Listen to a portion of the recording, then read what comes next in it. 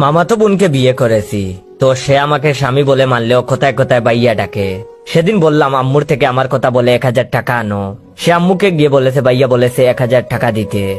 আমাকে বাইয়া ডাকতে শুনে আম্মু রীতিমতো অবাক। আমি তাকে 1000 বার বলছি আমাকে বাইয়া ডেকো না, লোকে মন্দ বলবে। প্রতিবার উত্তরে সে বলে, আপনি তো আমার ভাইয়া, ছোটবেলা থেকে বাইয়া ডেকেছি, এখন এটা ছাড়তে পারবো না। আমি রাগ কন্ট্রোল করে চুপ করে থাকি। অন্যদিকে বউ আমাকে ভাইয়াই ডাকে, এটা পুরো মহল্লা জেনে গেছে। বন্ধু মহলও এর থেকে বিকল্প নয়। সেদিন বউকে নিয়ে শপিং থেকে ফেরার পথে দুটো ছেলে আমাদের দেখে বলতেছে, আহা ভাই বোনের কি ভালোবাসা। এটা শুনে মেজাজ গরম করে ছেলেটাকে মারতে গেলাম। বউ আমাকে আটকে বলল, রাস্তার ছেলেদের মারতে নেই ভাইয়া। মেজাজ গেল আরো রেগে। দিলাম বউকে ঠাটিয়ে থাপ্পড়। থাপ্পড় খেয়ে কান্না করতে করতে বউ বলল, আমাকে মারলেন কেন ভাইয়া?